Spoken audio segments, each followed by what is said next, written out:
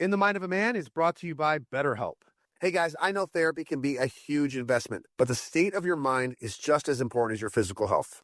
You know, I've been going to therapy for a while now, as everybody knows, and I'm telling you right now, therapy has been the best investment that I've ever put into myself. Let's talk numbers. Traditional in-person therapy can cost anywhere from $100 to $250 per session, which adds up fast. But with BetterHelp Online Therapy, you can save on average up to 50% per session. And if you go as much as I do, that's a lot of money. With BetterHelp, you can pay a flat fee for weekly sessions, saving you big on cost and time, which we all need. As you guys know, I've been going to therapy for a while. Or if you haven't known, you're going to find out this season. I've been going to therapy for a while, and it's absolutely changed my life. I was definitely very skeptical of it. But, you know, after I went, now I feel like I absolutely love going. It sets my week, and I just feel so much better about myself. It isn't for just those who've experienced major trauma. It's for everybody, guys. With over 30,000 therapists, BetterHelp is the world's largest online therapy platform, having served over 5 million people globally. Your well-being is worth it. Visit BetterHelp.com/JaxTaylor to get 10% off your first month. That's BetterHelp.com/JaxTaylor.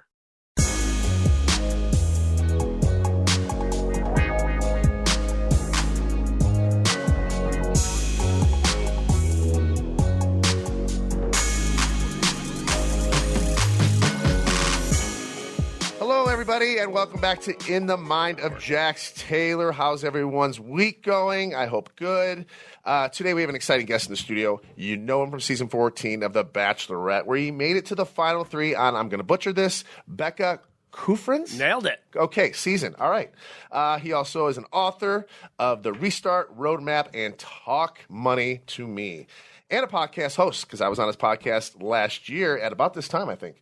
Yeah. This probably has better credit score. Oh, I'm sorry. This guy probably has a better credit score than, you know, all of us combined. Let's welcome Jason Tartick. Jax Taylor, thank you so much for having me. Yeah, no problem, man. I appreciate you coming in. And, you know, you've entered the mind of Jax Taylor, which could be a scary, scary thing. That's a wild mind from what I hear. You're brave. It's been a year since I've entered this mind, so it's good to be back in it. A lot has happened since that year. It's been a wild year for I think both of us, actually. I would have to say probably the hardest year of my life. We'll get into that, just with everything that's going on. So, you know, before you were on The Bachelorette, you were a corporate banker in Seattle. My question is, how the hell did you get on The Bachelorette?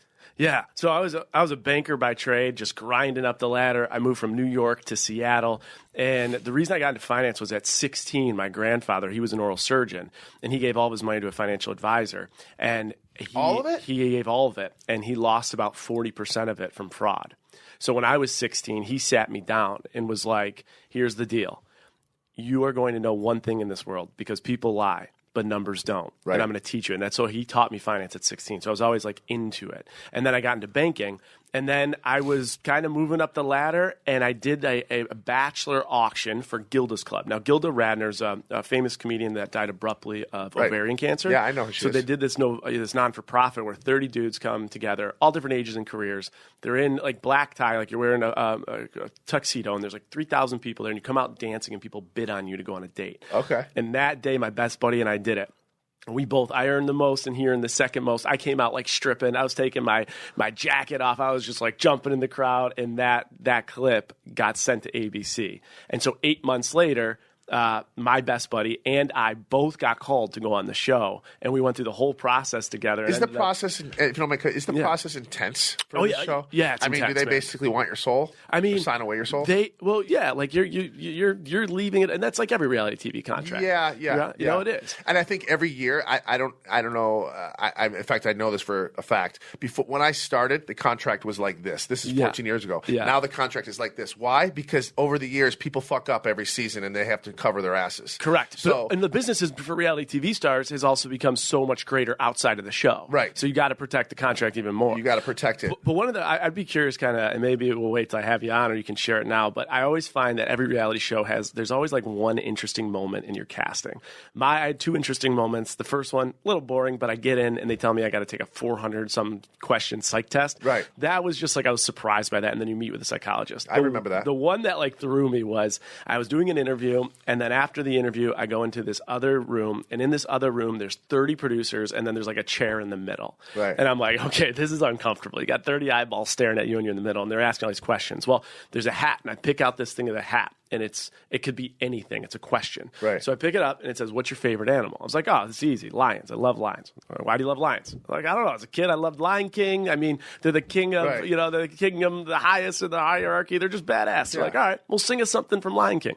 They throw me a pillow to act like it's Simba, and I just got up and I started belting, and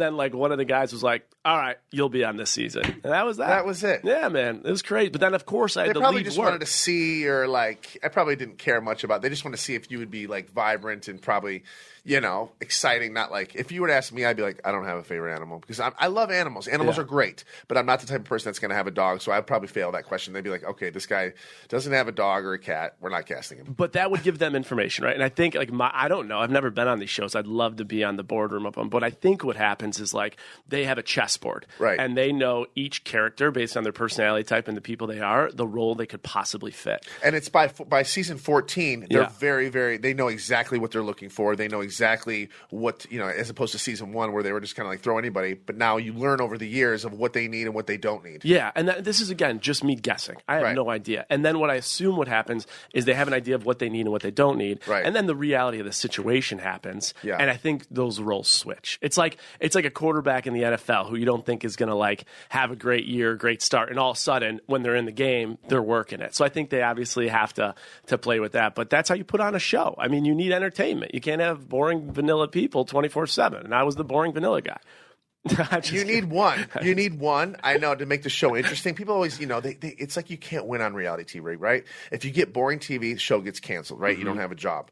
If you get too crazy, people are like, "Oh my God, they're too crazy. Why are we watching this?" It's like you can't fucking win. Like, what do you people want? I say in this space, like, and actually Blake Horseman, who knows Lori, who's here with us too, we both agree with this wholeheartedly in reality TV.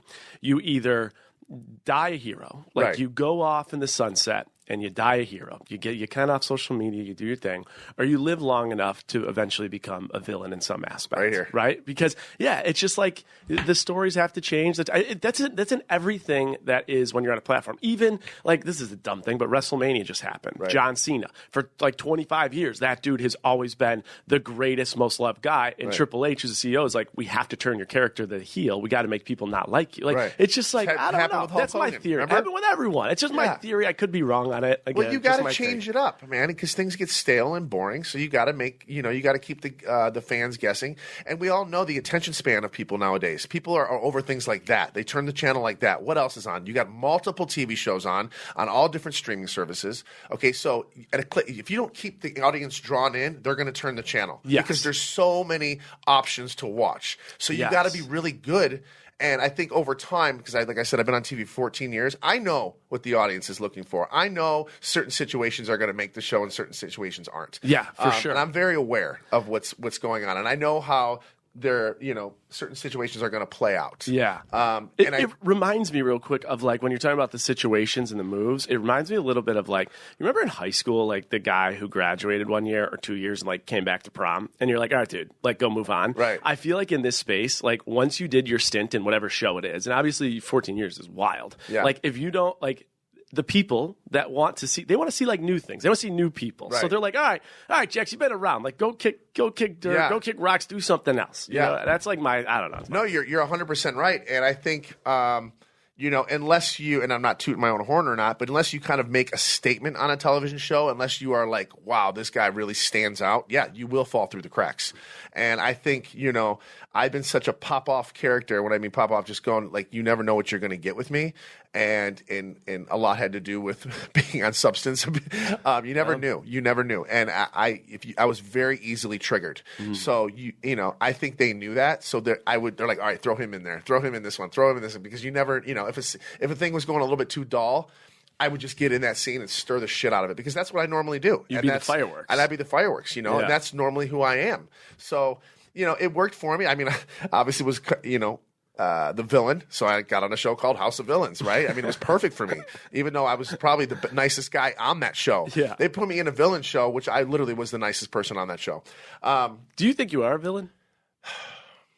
That's a great question. Because I think people What do you in this think a space, villain is? What do you think a villain? If you had to define the word villain, okay, obviously, if you watch Marvel, right, the villains are the bad guys who want to hurt people and cause harm, right? Do you think? I don't know if you know me well enough. I mean, I just make poor choices, but I'm not a malicious person. I'm a shoot first, ask later type of guy. Yeah. Quick decision making. I don't think things through. It's just never been who I am. Obviously it's hurt me, and I've gained from it from both. So I think villain's a broad blanket of an identity in TV, and I think that villain could be a lot of things. Like they could be the funny villain, they could be the crazy villain, they could be the wild, the wild sexual villain, or it could just be someone that's super just unlikable, right? And I think Jason, I want to jump in here because on his season of House of Villains that he was on, Corinne from The Bachelor was on with him, and she was. Oh, Corinne was on you? She wasn't on mine, but she was a villain on The Bachelor. But I think Corinne's a villain on our show. She's like an example of a villain that everyone loves. I think people love Corinne, but she has a villain edit. But people are intrigued. They want to hear from her, because she's funny, she's witty, she's cool, but she's also has that little villain edit, I guess. I was only on the House of Villains for, I think, total. At the beginning, I think I was on 3 or 4 days, but she cried the whole time. She literally cried the whole time. Interesting. She just cried. That was her thing. What was anything and everything. She would just think everybody's against her. Poor me, victim. People would just. I mean, you got to remember who's on that show. The New York, who's fucking crazy. What do you mean? Oh, Real Housewives of New York? No, New York. Remember, I Love New York. There's some really intense personalities on there. Omarosa, Anfisa from 90 Day. There's some really. I want to say villains. And I think, yes, maybe she was the villain of The Bachelor, but her, like myself, we were outstaged. We should not have been there because there were some real people in there that were they're really good at the game. And I was one of the ones that have never been on a contestant type show. I've been on a reality show that's, I don't know what you call it, but consistent, kind of like a TV show. Yeah. I've never been on a one and challenge done, show, a challenge type show. And there's a whole different dynamic to that. And I should have listened to my team. They're make sure you watch The Bachelor. Make sure you watch Big Brother, because this is a whole different world that you're getting into. This isn't Vanderpump Rules. This is you need to outsmart. You need to manipulate. You need to be everything that you are, Jax, narcissist, all that, to win this game. You have to lie, cheat, and steal. And I'm like, shit, this is my wheelhouse. How come I didn't win this? You're this is who I am. This is who I am. And I went in, and I didn't downplay. Of course, I went in larger than life, right? Yeah. And I wanted to win. I thought every event was the Super Bowl. I didn't play strategically. I played to win. And in those games, and as you know, The Bachelor, it's not about winning. It's being strategy. Sometimes you have to lose. Sometimes you have to sit back. Sometimes you have to help somebody else win. And I didn't see that. But in Vanderpump, you don't feel that, right? No. At all. I see, in The Bachelor, you feel that a little bit. You have to compete. Yeah. You're not only trying to win this girl's heart or guy's heart, but then you got to play the crowd. It's chess. You got to play the guys. You got to hear what's going on. You got to manipulate certain people so they don't get a good date. You have to lie to make sure they don't get a good date, which is what I'm assuming, right? These competition shows, it's a huge social game. Yes. So I think you have a harder time. If it was pure competition, Jax would kill it. 100%. But the social game is harder for him. And the number one piece of advice that Ryan, his manager, and I gave him was, Jax, when you go in, you gotta lay low. Right. But Jax Taylor does not know. I don't know what the word lay low means. And that goes with everything in life. That goes with, just being me. I don't know how to keep my mouth shut. I have to. And it was a lot worse when I was using alcohol and drugs, that I needed to be the center of attention. That was just my role. Yeah. And now I've learned to take a little bit of a backseat. But still, I still have my Jax Taylor tendencies where I will kind of pop off here and there because that's just who I am. Yeah. And that's never going to go away. I'm 45 years old. Some of that stuff's just not going to go away. I guess the silver lining is then on all these shows and stuff, people know that whatever you say, it feels as though you have no filter. I have no filter. So whatever you say, they know they're getting it at face value. Yeah. Which is tough in a world in 2025. And owning that you are who you are. I own everything that I am. I really do. I understand that I am. Yeah. But do I wish I was that person? No. Do I think I would be where I am today if I wasn't that person though? No. I don't think. I think if I was very vanilla, I wouldn't be here right now. You almost packed your car up from LA, headed back to Michigan to work at the car plant. Now look at you. That's true, but remember Florida. That? Yeah. Florida. Yeah. You were very close. I can't believe you remember I got that. Close. I've done it a couple times. Too, in reality TV, they love when you're the villain, right? And then all of a sudden, the world changed, and now they hate you for being the villain. So it's kind of like, wait a minute, you're praising me to be this person for so long, and now you don't want me to be this person. Make up your fucking mind. You know? I guess the question is, does the noise, like to this discussion in reality TV, does the noise impact you or not? And I think what I see is like sometimes the noise like really will change the person for who they are, and they try to become something they're not. Right. Or people say with the noise, like, I don't care, I'm going to continue to move down my path. And I think in reality TV, that's probably the biggest thing is with personalities. You see people change so dramatically based on the noise that's out there. Yes. Yeah. And sometimes it can work against you because you're listening to freaking. I think every time it works. But you're listening to keyboard warriors sometimes, and people who don't know what the hell they're talking about. They're just trying to get a rise or a response. But sometimes, I don't know if you've gone down holes, you'll get 1,000 great comments and maybe 2 negative. And those 2 negatives stick in your head. Yeah. And you're like feeding off of this person who's got 3 followers. And you're like, oh, why is this person saying this? Like, do they know something I don't know? And then you get in your head about it. I don't know how many times people will say, Jack, stop reading the comments. They're just looking to get a rise. And sometimes I can't just not look, especially this season. I have to stay away from my comment section because it's not good for me. Turn the phone off. And I'll always tell Jax, like the people that say the worst things, if they saw him on person, they would be that same person saying, Jax, take a photo with me. 100%. Jax. 100%. They can go, they can say whatever they want about me, but and I've caught a couple people actually when I was working at SIR ages ago, right? They would turn around like, oh, I don't like that guy, I don't like that. And I heard them, right? They're the same person that come up, can I have a picture? You know, so they just it's I wonder why that is. I don't know. I think there's a little bit of bitterness. I think there's a little bit of I don't know. I just feel like people just like to talk, know, and they just kind of garbage comes out of their mouth sometimes. I've heard, and you judge a reality star off of what you see on TV. And I feel like people should be smart enough now to know, yes, we are 100% organic and real on our show, but you have to understand that we're also there to entertain, so if it was boring TV where we just sat around and agreed with everybody, we wouldn't have a fucking show. Yeah, and people don't get that. That's true. You know what a new shirt just becomes your go-to? That's what happened when I picked up a few new pieces from Quince. They're the first things I reach for in my closet. Lightweight, comfortable, and always on point. Quince has all things you actually want to wear, like organic cotton silk polos, European linen beach shorts, and comfortable pants that work for everything from the backyard hangs to the nice dinners. The best part, everything with Quince is priced 50 to 80% less than what you find on similar brands. By working directly with top artisans and cutting out the middleman, Quince gives you luxury pieces without the crazy markups. And Quince only works with factories that use safe, ethical, and responsible manufacturing practices and premium fabrics and finishes.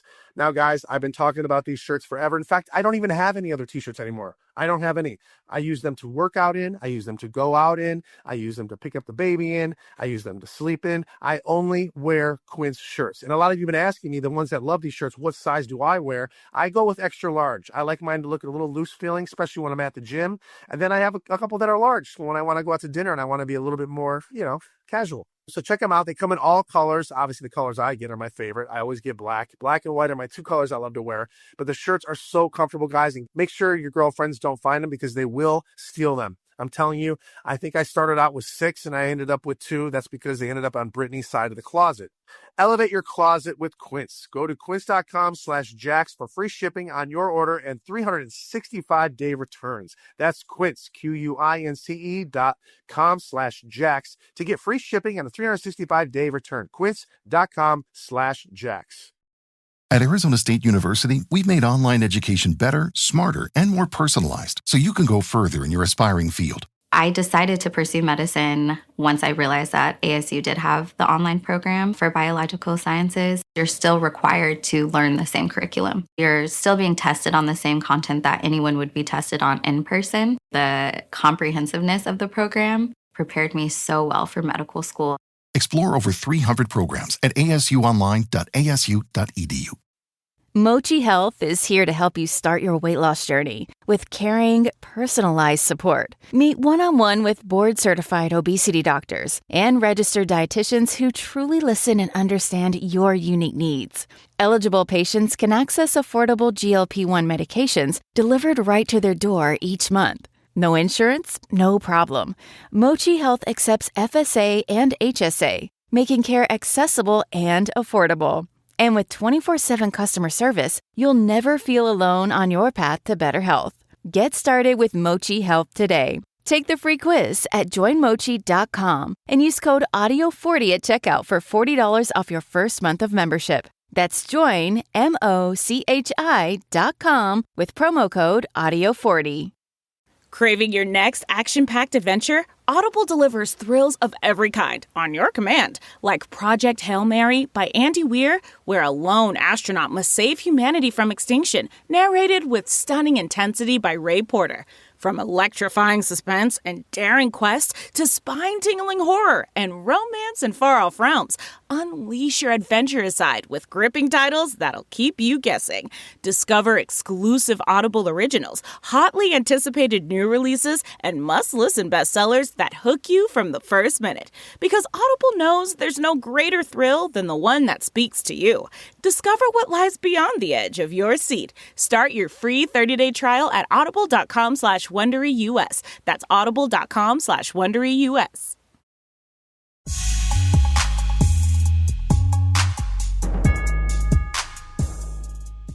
I've spent a lot of time trying to understand comments because, like, it's hard. Like you said, it's hard. And some people are spot on, and you're like, yeah, oh, that's shit. when it hits, right? But like when I talk to my therapist, what she would say is that when typically, not always, but like typically when someone is casting judgment, especially via a comment online, there's one of two things. There's either external longing, so like they see something in you that they want and they don't have, or there's internal resentment, so they see something within themselves that you are showcasing, and so therefore they're coming at you. Projecting insecurities? They're projecting their insecurities on you. So it's either like they have internal resentment about something, or you have something that they want. That's typically why they have judgment. And when you see that and you start to hear it, you get to see with clarity what these comments actually mean. Very good. But that's not all. But that's all right. Let me change it up a little bit. So, so you're a very successful banker. You got your MBA. You have a solid job. You're a good-looking guy. That's nice of you. Thanks, I got Jack. two good-looking guys here. Why did you go on The Bachelorette? Was it like? Were you hesitant at all? Did you think, okay, maybe this could be a turn, or did you have to tell how did you tell your employers or employees, or how do you tell people that? By the way, guys, I'm going on The Bachelorette. You guys deal with the finance, Yeah, because probably most people in your industry are kind of like, what the fuck are you doing? What's The Bachelor? Everyone said, what the fuck are you doing? Right? Like, because I'm not a reality TV guy, and I was getting promoted like 5-6 times in 9 years, and that's so like I had a really good trajectory, right? But there was this moment, and maybe in some capacity you can learn to this when you think about like substances, but there was this moment that I was in a big board meeting. There's 30 people there. I'm the youngest guy in the room. We have a huge pitch to win this company over. And right as the pitch undergoes, it's like ready, game, time, go. I put my hand up in the middle of the room. I'm like, where's the bathroom? And the CEO was like, what? What do you mean? Bathroom? I was like, yeah. And my banker next to me is like, what the fuck are you doing? Like, what are you doing? Yeah. And I left the room. He said, right down the hall. I go down the hall. I get in the bathroom. Pass right out. Hit the deck. Full panic attack. I get up in like 3 seconds. I have a pool of sweat all over me. And I get my shit together, and I get back in the presentation, and we get through the presentation. And immediately, because I was getting my MBA, I'm working as a banker, I was like, I need a solution. Whatever just happened can never happen again. Right. So I went to a psychiatrist. I didn't ask for help or clarity. First time ever you did this? Ever. I remember it was that night at 4 a.m. I don't know if I've ever even told this. It was 4 a.m. that night. I couldn't sleep because I was like, what just happened to me? Right. And I was calling a nurse hotline. And I was like, I don't know like what just happened to me in this meeting, but I'm freaking out. And she's like, go see a psychiatrist tomorrow. So I went to see a psychiatrist, and the psychiatrist prescribed me Xanax and beta blockers. Like, that'll help. And so every meeting from that point on, in a Listerine packet, like Listerine strips, well, first of all, I did Altoids. I put it in an Altoid case, Xanax and beta blockers. Yeah. Problem is, then someone would ask me for a mint. I'm like, oh, shit.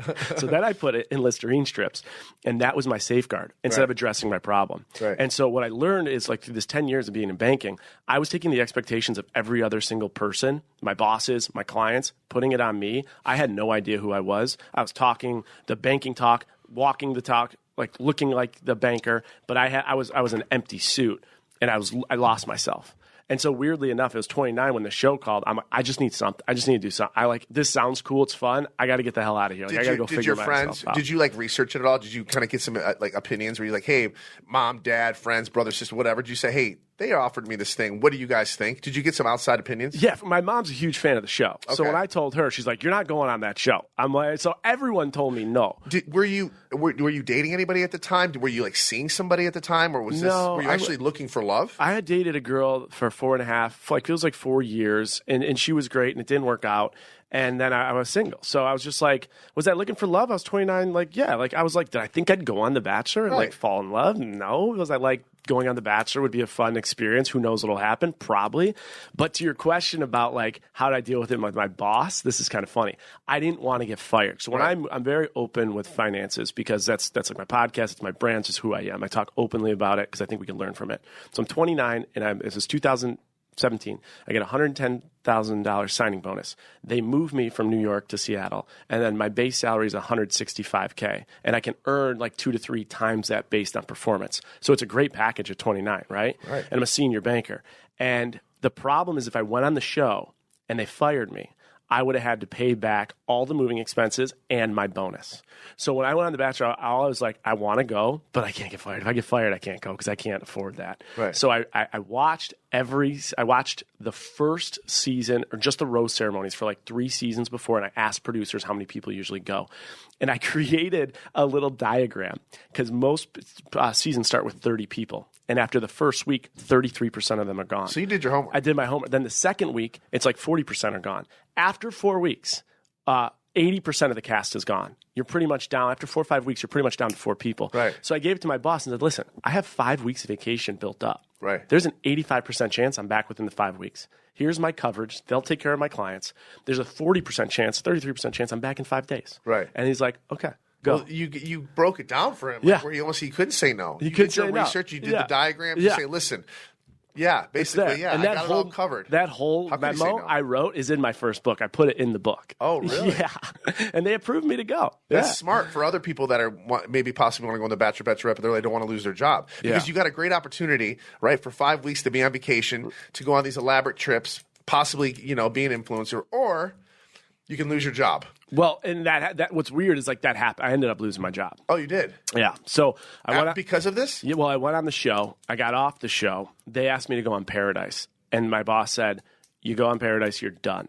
So I was like, "All right, I won't go on Paradise." So I kept working, and then with these worlds of like corporate world and personal world, there was a past relationship where a story was shared about like it was like a funny sexual experience we had, lighthearted, like let's call it like PG-13 rated at most, but it picked up every headline. And that my bosses were like, we're done here. You can't be working with CFOs of $100 million companies and have People Magazine pick up like a funny sex story with you and your significant other. But it worked out. Silver lining, it ended up working out for you. Absolutely. It was meant to happen because you were meant to do other things. 100, like literally the first book I wrote is called The Restart Roadmap because like that restarted a whole area of my life. And like that's what life's about is like resets, restarts, and growth, like different avenues. So yeah, weirdly enough, it was like a reality TV show that kind of connected a lot of dots that weren't connected in my life. From knowing me just on here, how and knowing how badly I did on the villains, do you think I would be okay on The Bachelor? Or be really honest. Dude, you would get crushed. Oh, Jesus! Here I am thinking you're going to be nice and gentle and be like, you'd do fine. You would do great on Paradise though. Because here's what happens: you walk into the room and you wear your heart on your sleeve. When you feel something, you do something, you say something, you act something. That's who you are. You're not processing and then acting. And so you're reacting, not responding. That's true. When you're in this mansion, what happens is every guy that's in that goes in that mansion, within their little small little community, wherever it is, from Buffalo, New York to LA, anything in between, those guys are usually like they're like well liked in their circle. You know, let's like at a conservative way, let's say that. They're the good-looking, well-liked guy. Got a decent job. Yeah. So I get in there and I see one guy who's he's a Harlem Globetrotter. The next guy's an MLS player. There were 2 MLB players. There were 3 NFL players. The next NFL player I go to, he's 6'4", looks like Ken the Barbie doll, and then he tells me he's a virgin. That's Colton. So I'm like, what house am I in here? I finally meet another guy.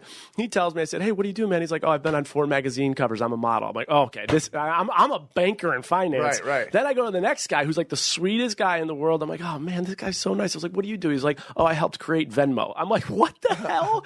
So to my point, though, you get in this room with a lot of like strong personalities, smart and alphas. And then you got to compete, and then drama happens. And so you really have to be able to just like take it all in, because if not, you're going to stir it up. I feel like you'd be stirring it up. I would be stirring it up. Mitts would be off. What you just said is pretty much what happens in LA, right? I'm from Michigan, right? You get all these people in America, right? But they come from these small towns. They were the number one person in their small town, right? So what do people say? My God, you're so popular in Detroit, Michigan. You should go to LA, right? Yeah. Well, you go to LA. Well, guess what? Now you're dealing with everybody who was the most popular in their state and town. Right. So now you're in a small fish in a big pond, right? Exactly. And now you're competing, and then you start to get in your head, and that's how you develop insecurities. Mm-hmm. That's what happened for me. I came out here and I started modeling. I killed it. I killed it everywhere I went. Then I come to LA, and now you got thousands of guys that look like me.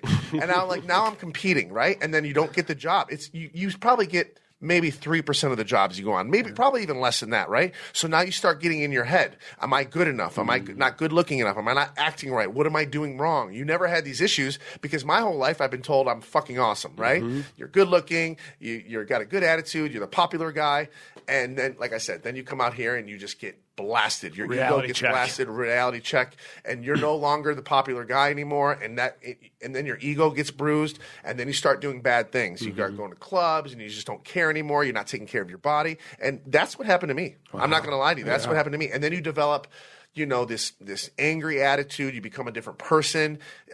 It's just, as much as I had fun doing the modeling thing, it really destroyed me. It destroyed me. It destroyed my ego. It destroyed my self-worth. Horrid things about the modeling space. It's awful. It's awful.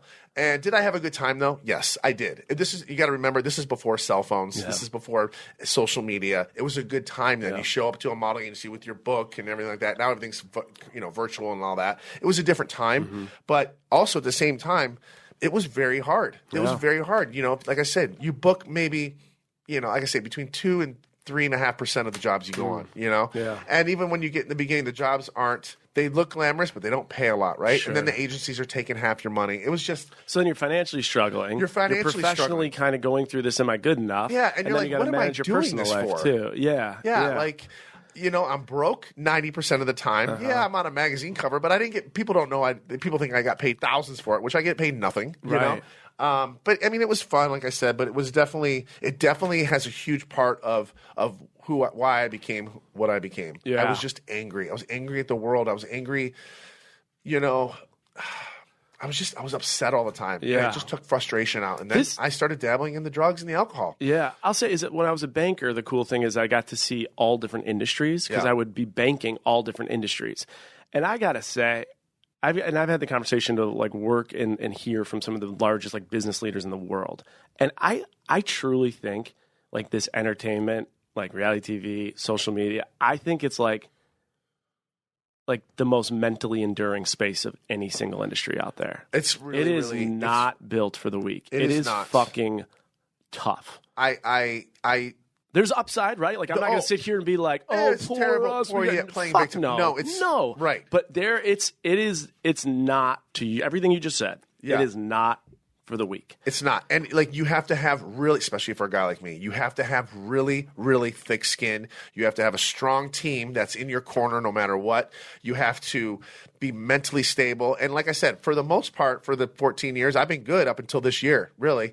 I got away with it. I don't want to say I've been good. I just got away with it. I was under the radar with it. People kind of were just turning their heads with it and letting me get by. But this year I couldn't do it. I had my 9 lives, and this year was one of them. This was number 10. And like I said, everybody breaks in life. Yeah. Everybody goes through a part where they break. And where all the melting pot just explodes. There's not this year was so many things for me. So many. It wasn't one thing. Yeah. It was a dozen things that went wrong. And the fact that I'm still here right now is a blessing, because like I said, most people that have gone through what I'm going through would have offed themselves. I mean, that's how bad it got. I'm not kidding you. Like bottom of the barrel. I worked my ass off to get to this position, and I literally blew it up. In the Mind of Jax Taylor is sponsored by BetterHelp. Mental health awareness is growing, but there's still progress to be made. 26% of Americans who participated in a recent survey say they have avoided seeking mental health support due to fear of judgment. And I couldn't be more true. When people hesitate to get help, it doesn't just affect them. It impacts families, workplaces, and entire communities. Guys, I'm the perfect example of this. This Mental Health Awareness Month, let's encourage everyone to take care of their well-being and break the stigma. The world is better when people are healthy and happy. Therapy has been a lifesaver for me over the past year. It's helpful for learning positive coping skills and how to set boundaries.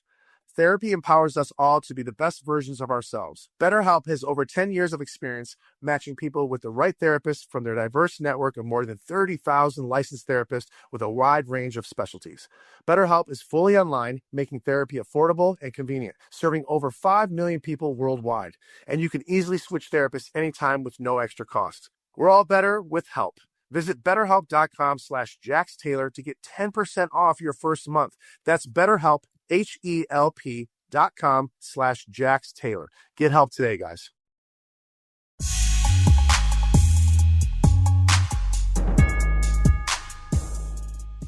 I think for perspective, like people listening, is your behavior that you conducted that was negative will never be justified. It was negative behavior. It's mistakes you made, right? But the thing is anyone listening at home, think about like your darkest, most fucked up times. Everyone's had them, and everyone acts in different ways in those situations. Imagine how hard those times are for you and your family and your friends and your community. Now imagine your darkest moments at your darkest hour being put on the spotlight to the entire country, and that is what you have endured. And so it's so hard for someone just sitting at home with a family of 4 and some 10 friends that know. Your mistakes aren't justified, but now you're on a platform of the whole world. And this, like I said, I keep going back to this year. This year, in fact, and I don't know if I can say this or not, but this episode that airs tonight is probably out of the 14 years of being on TV going to be the hardest episode I've ever done. Tonight. No way. And it's this is how you know that our show is real, right? The last thing I want in the entire world is for people to see what they're going to see tonight. Oh, no. And Well, when this airs, I'm just jumping in. When this airs next week, you're talking about the episode that happened the week before. Well, I'm just saying, whatever. It's also, whatever. Yeah, good perspective to know that I don't know. I've been waiting 8-9 months for today. Okay, I knew the first episode wasn't going to be great, but it was going to be okay. Like you're not actively I knew waiting. Today's date, Tuesday. I knew 9 months ago that this date was coming, and we've been gearing up and talking about it and trying to get in a good mental frame. Because listen, I've said this 100 times. The show was shot a year ago. I'm in a different place now, but I still think I need to – I haven't watched it yet. I've seen some of the highlights of it, but I still need to watch that because I need to remind myself to never get back to that spot again because it was literally the bottom of the barrel. As much as I hate it, there's going to be a point where I'm going to have to watch it just to see how I acted and to see how far I've come to right now, because I've done a lot of work on myself as far as therapy and AA and talking to people and getting on medication, being diagnosed with something that I didn't know I've had for 45 years. I'm diagnosed with bipolar 2, OCD, PTSD, and I never knew these things. Why? Because I never got checked. Did I know I had something wrong with me for years? Absolutely. But I just never, I'm a guy, right? I'm fine. Sweep it under the rug. I'm fine. I'll deal with it. What kind of meds can you give me something? I was taking medications for things that I didn't even have just because to shut people up. I was like, oh, I'm depressed. Okay, asking the doctor, I'm depressed, take a pill. And then, obviously things went wrong and I had to go to rehab. And then the doctors really got into my brain because I was just on the ground. I'm like, something is fucking wrong with me. Something is wrong. I'm flying off the handle. I'm angry. I'm easily triggered. I'm happy one minute. I'm sad the next minute. And there's absolutely no reason to be this way because on paper, I have it all. Home, cars, toys, healthy child, healthy wife. What the fuck is wrong with me? I'm like, there's something wrong. How can I be like this? Why aren't I just happy for what I have? And I wasn't.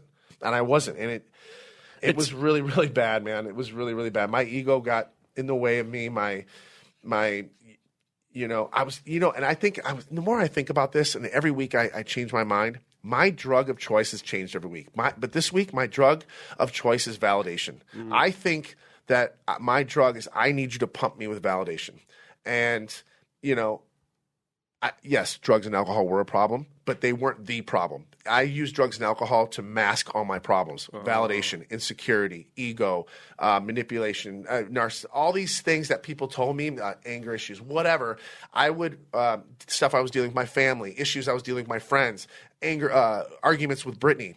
I would say, fuck that. I'm going to take drugs for 2 hours, whatever, and turn my mind off. And that's why I turned to alcohol and drugs heavily. Did I do them in the past? But yes, I did them recreationally because it was fun. Now I was doing them to fucking shut my brain off. Interesting. And then it got to the point where I just couldn't handle it anymore. I just couldn't. I was going crazy. And then people were just coming up to me and just saying, what is wrong with you? You're going to lose your child. You're going to lose everything. And I was just kind of like, you know, my job was at stake, my child was at stake, and I'm like, okay, I need to surrender. And I needed to surrender myself, and it was the best thing I've ever done. Do I have a lot of work to do? Absolutely. And I'm going to have work to do for the rest of my life. Yeah. That's just my issues. But you know what? It was a huge wake-up call, you know, because like I said, I was one of those people in life and that I've been given tons of wiggle room. Yeah. Oh, it's just Jax. Oh, it's whatever. He's fine. Yeah. There was never any consequences for my actions. So anyway, let's change we'll change the subject a little bit. So you made it really far on your Bachelor season, right? You came in third place. That's fucking good. Yeah, we always joke around bronze medal. Made bronze the podium. medal, right? Were you relieved when she didn't give you the rose, or were you actually heartbroken? How did you feel about that? So it was at dinner right before you go to Fantasy Suite. So like that's usually where they'll give you the invite to come to the Fantasy Suite or not. And going into that date, I thought things were a little off, but like I didn't think I was going to get dumped. Right. And then she had to remove herself from the dinner, and that's when I was like, oh, this isn't good.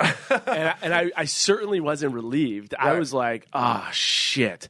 And I was like sad, but like the whole time. Plus, you know that this is on television too. It's on television. Like, in the back of your mind, you're like, "Fuck, the whole world's gonna see Oh this." my god! Well, all I kept saying was like, because I felt a lot of emotion. Like I did feel like it hit me. It was like a wave. You really liked her. I liked her. Yeah.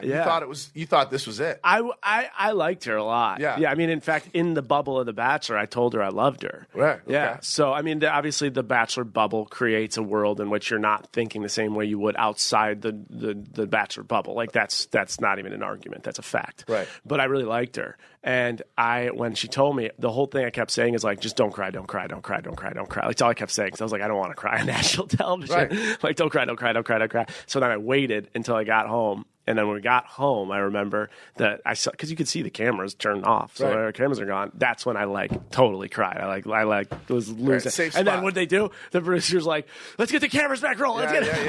Those producers, they're good at what they do, man. That's their they job. Can sense it out. They can manipulate. They can just do whatever they want. It is their job. You know? And I used to get mad at them on Vanderpump Rules, but I used to say, you know what? They're really, really good at their job. They got to make a TV. And they can bring things out of me. I would be like, I'm not talking about that. No way in hell am I talking about this. And 5 minutes later, talking to a producer, I would end up talking about it because they're good at their job. I also think this this is a terrible, probably a stupid comparison, but like I'll make the comparison. Whatever, I'm thinking about it. Like you know how like in general, like when you look at police enforcement, like there are good cops and bad cops, right? You know, and they're out there to do their job and keep us safe. I think like a lot of producers, especially seeing a lot of different reality TV shows and like talking to different people on the shows, I think there's a lot of like, I think producers, especially from cast, get such a negative stigma. They do, but you know what? That's their fucking job. That's their job. And there are a lot of producers that are great people that will be there for you when the cameras are off, that are mentors. And there are some producers that are a little twisted. Right. We've gone through them on our show. We've gone through some good ones and some bad ones. We've gone a lot of our producers. I grew up with I was on a show for 10 years. So I grew up with them. I saw their kids be born. They had keys to my places. Like I just really got to know them on a personal level. We film and then sometimes we go out to dinner afterwards and talk about stuff and you just really break down to them. Like you feel like I'm telling this person everything, but they know my life better than I know my life. Yeah. You know? So I mean, getting out in third, in my opinion, is probably the best situation to be in. I mean, because you're far enough in to where you make a name for yourself. You probably cleaned up on Instagram followers too, right? And everyone knows who you are.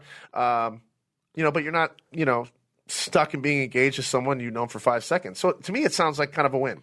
I mean, like hindsight, especially watching it back, like I was definitely not even close to making it to the final, and it all worked out the way it should. Like there's nothing about that experience. There's not one thing about that entire Bachelorette experience I can complain about or like gripe about. I'm fortunate for it. So, you know, we won't get into details because I respect that you want to keep certain things private about your last relationship. But like myself, you've been very in the public about your relationship for many years, and it was obviously a very public breakup. Do you think the public outside pressures, and again, I know we touched on this, had had any demise on your relationship? Did any of the outside noise have anything to do with it? Which is hard. Even if you say no, it's hard not to. Well, you used the word any. Did it have any demise? Did it have Did it have anything to do with the demise of your? That's probably the way. Yeah, and I think So with the word any, I don't think there's a public couple out there that didn't work out that could say with their straight face that public noise or outside noise or being in this space doesn't have any impact on a little toxicity. It does. It does. Absolutely. No matter what. Not to the level. Do I think that's the reason things didn't work out? No, but it has an impact. Right. Of course. And that's just that's as someone who's been in. I've been into 2 public relationships. That the outside noise definitely has an It's impact. the nature of the beast. We decided to be in this world. We have to deal with what comes with it. And I always say that to people leaving. Sometimes I get angry on social media, right? And I'll say something and I'll react to a comment, which I shouldn't do. But, I'm the one. I have to remember that I decided to be a public figure. These people have the right to say whatever they want, even if it's mean. I have to realize that, no one put a gun to my head to do this. So, yeah, for sure. For sure. And it's those experiences in past relationships and all that stuff are opportunities to learn and continue to grow, right? Like every one of these things that you've referred to, any relationship, all this stuff, these are all things that happen in our life, and you got 1 or 2 options. You learn and grow from what has happened to put yourself in a better position to find your true state of happiness, or you dwell on what was me or what was. And so I think in all relationships, public or private, it's just about finding growth within. And I think that's something I've tried to work on. Do you think you would ever be the Bachelor? Now you've changed a lot since you were on the episode, right? Yeah. You're a successful guy, good looking guy. Do you think is there any way they would give you a phone call tomorrow and be like, "Hey, how's it going?" I think at this point, I was joking around with Lori. I think they'd have to call me for the Golden Bachelor. I'll be 37 in October. Oh my God, you're young, man. There's a couple. They have too many rules, and I've known, Jason, they've wanted you so many times, but And now, have they changed the rules every year? Like I said, they do it on Bravo too. Every year they change the rules because somebody messed up along the season or they did something they didn't like. So they'll add or take out something along the lines. Yeah. Now, did they do that from season 4? You were on season what again? 14? I was on 14. Okay, so from season 14 to right now, has there been a lot of rules? Oh, those contracts have changed significantly. They added about 10 more pages. They've gotten way stricter. Whereas is it because with Netflix, let's say contestants that are on Love is Blind, there's no problem. You could work with brands, you could do different events. With Bachelor, and I think it's because the premise of the show, and this goes to say, Jason, when you were bringing it up before, the pressures for Bachelor couples, I think, are so much more intense because it's almost like if it's not working out quickly after the show, people are scared to announce that breakup because it's almost like this unspoken about commitment that you have to the show and the producers to have this appear like this was real. And it was real, but we all know that once you get into that real world, right, it sometimes doesn't work out. Yeah. I totally agree with that. And it is interesting. I always say this, but it's interesting how many shows are really good at taking the alumni from those shows and leveraging that to the benefit of the alumni, but also for their show. Oh, 100%. Right? We just saw Love Island's doing a reboot. They're doing a reboot with all the people that brought massive ratings to them. Right. And they're going to take over TikTok. They're going to take over all social currency. They're going to take over all social trends. And I think one of the areas The Bachelor has missed and continues to miss is taking full advantage of the talent that is created from the show to benefit their show and the talent. That's where there's a big miss here because you have some alumni. I mean, we just saw, there's alumni right now creating businesses and doing things out in massive spaces at 8-figure amounts. They're hosting, national television shows. There are some people from this show that are doing massive, massive things. And I don't know why that hasn't been curated by the network to benefit the show. And I love Bachelor. I'm here for Bachelor. If Bachelor does well, even as we go and build our independent brands and lanes, Bachelor does well, we all do well. So like I'm like Team Bachelor. Let's kick this shit up. Like Paradise is a season. I hope Paradise crushes. I hope it takes over TikTok. It kind of just elongates our career because we're affiliated with such a huge show. Same thing with Vanderpump, right? I've been off Vanderpump for a few years, but I'm still affiliated with that show because it's such a success. Yeah. Now, if the show sucked, obviously nobody would want to talk to me, right? But I think I've made such a name for myself on that show that it sounds terrible. I feel like I'm sounding a little conceited here, but I felt like I built such a name for myself on that show that I think the legacy continues a little bit. Like it keeps going on and on. I'll always be known as that number one guy in the group, that quote that I've said forever. And I was such a huge presence for so long that I think it would tough for my kind of character to die, or my name, my longevity of my name. Yeah. So, I mean, you just said Bachelor in Paradise. If you wouldn't be the Bachelor, would you want Bachelor in Paradise? I got a buddy on there, Wells Adams. This is great. He lives down the street from me. What a great guy. Huh? Yeah. I mean, funny, nice, kind. He's the best. But I wouldn't go on Paradise. No, yeah. If I did, there's a couple dating shows that have recently reached out, and if I were to do a dating show, I think kind of like the high school thing I talked about. Like I think my time with the Bachelor franchise, as far as like being involved as a cast or anything like that, like I'm so grateful for it. I'll forever be a fan of it. I'll promote it and probably speak about it on podcasts. But like I think my time with that as a cast member and everything is done. I get it. I feel like they're going to ask you to be the next Bachelor. Come on. I don't think. No way. I feel like they would really, really want that. No way. What is going on? Like who? What did we just have? Bachelorette? What was the last season? No. It's grant season. Yeah. So now what are they? I don't even know what they're doing. They're Paradise and then what? Right. Like, Jax was saying to me before, he said, like, I don't even know who's on The Bachelor now. I couldn't name you. It used to be so big years ago, and I feel like a lot of the producers they all work different shows. So I've had producers on Vanderpump, when they're done with Vanderpump, they go straight to The Bachelor, or they go straight over the years because it was such a popular show and all the producers wanted to be on it. Now you don't even hear about the show. To your point, Lori, this actually impacts you. Here's from my business brain. Here's feedback I thought about. You manage Rachel Kirkconnell. And when I saw Rachel Kirkconnell have a breakup from someone from The Bachelor, and she went on Call Her Daddy podcast, the first thing I said in my head is 5 years ago, that would never happen.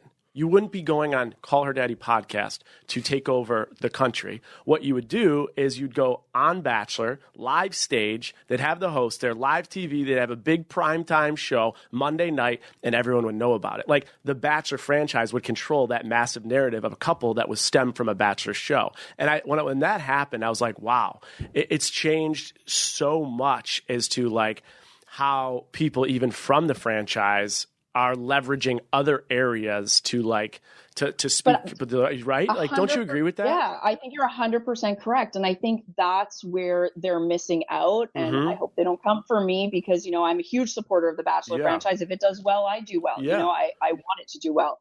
But I think that's where they're missing out, like you said, on the alumni. And I find that the Bachelor seasons, they just focus on that specific season. And once that season is done, it's almost like they're done with they've moved on and they almost forget about the previous ones in a way. And that's what people want to continue to see. So you think they should add a whole another business side to it for the people that are done with the show, that you can take care of them and kind of manicure them.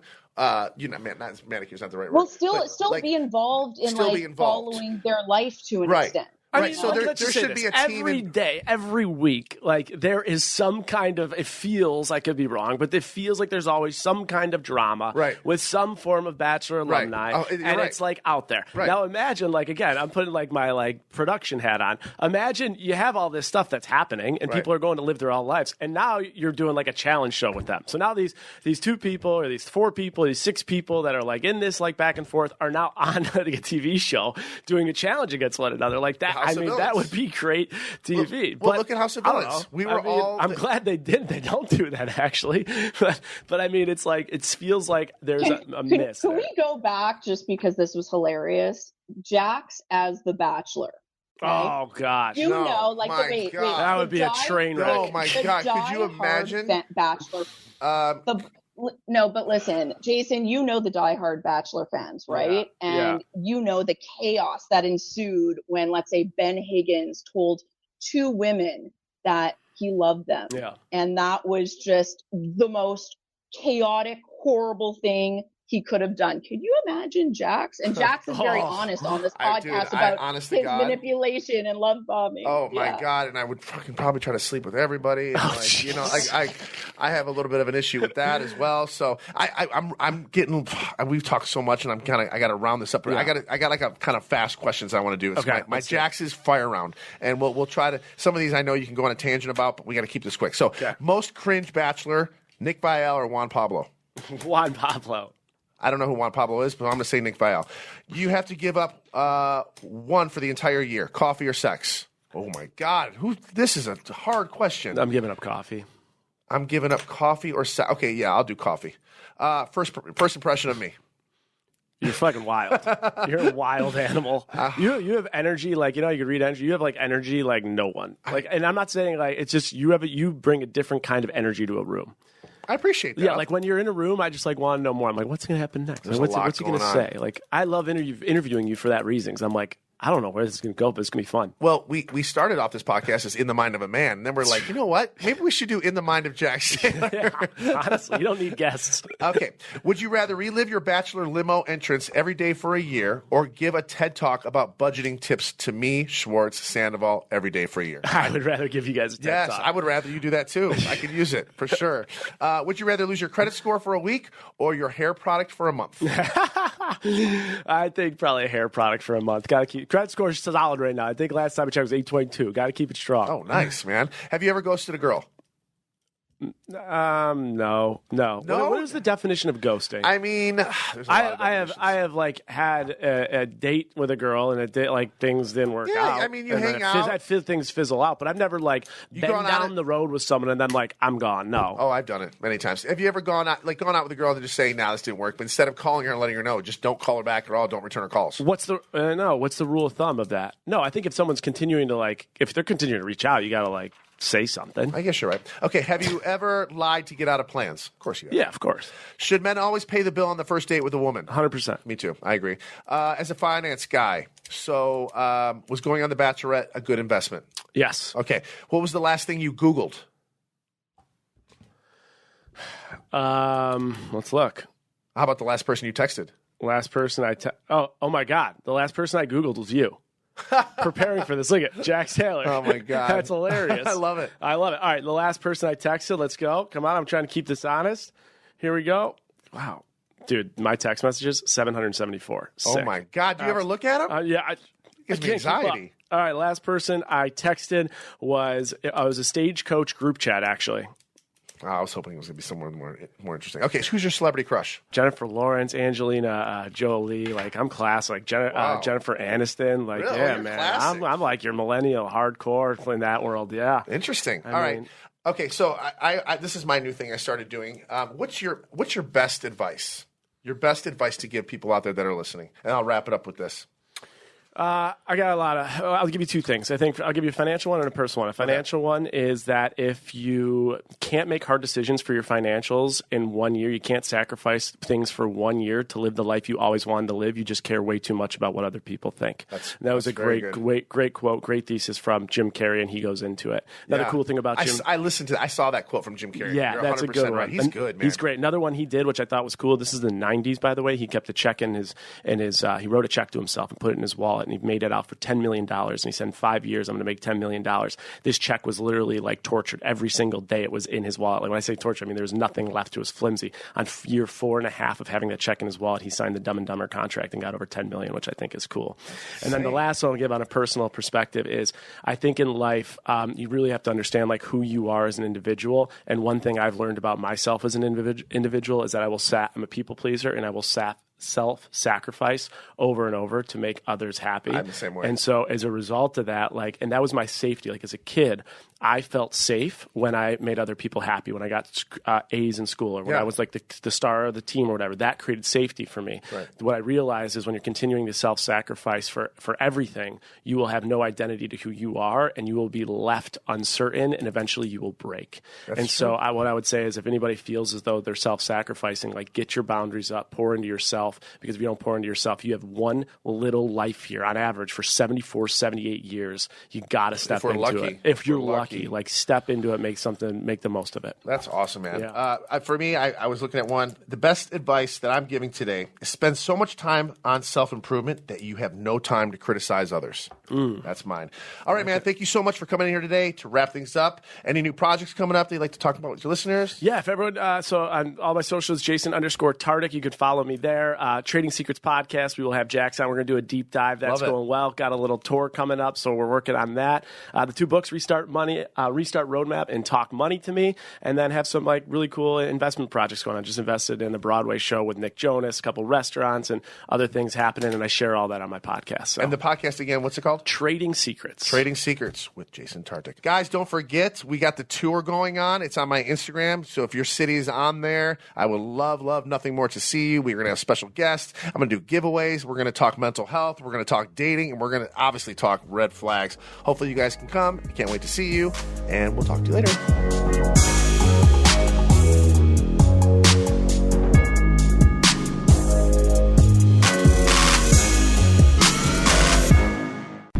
Are you looking for your next case? Pluto TV has all your favorite crime dramas streaming for free. You're gonna need some backup. Which means suspense is free. Very cool. Watch CSI New York, Criminal Minds, Blue Bloods, Tracker, FBI, and SWAT all for free. You can't outrun this. Someone is gonna pay for all this crime. But it's not gonna be you. Take care of business, fellas. Watch all the cases, all for free, from all your favorite devices. We got you. Feel the free. Pluto TV. Stream now. Pay never.